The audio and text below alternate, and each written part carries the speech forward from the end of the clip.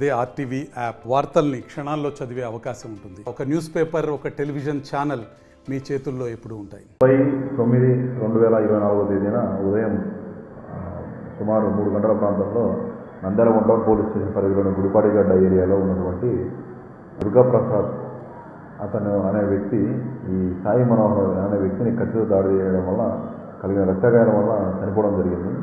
దీనికి కారణం అతని దుర్గాప్రసాద్ భార్యతో ఈ సాయి మనోహర్ సన్నిహితంగా ఉన్నాడనే కారణంతో కత్తితో దాడి చేసి ఆ కలిగిన గాయాల వల్ల చనిపోవడం జరిగింది.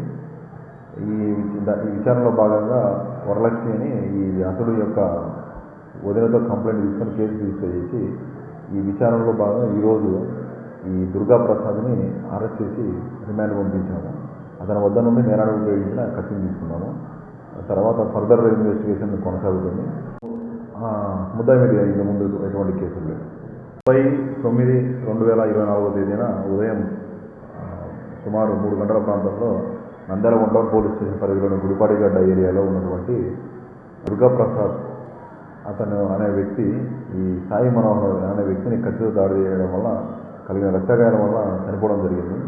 దీనికి కారణం అతని దుర్గాప్రసాద్ భార్యతో ఈ సాయి మనోహర్ సన్నిహితంగా ఉన్నాడనే కారణంతో కత్తితో దాడి చేసి ఆ కలిగిన గాయాల వల్ల చనిపోవడం జరిగింది.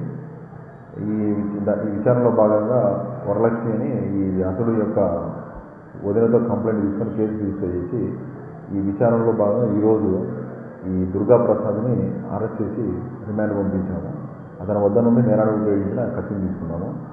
తర్వాత ఫర్దర్ ఇన్వెస్టిగేషన్ కొనసాగుతుంది. ముద్దాయి మీద ఇంత ముందు ఎటువంటి కేసులు లేవు.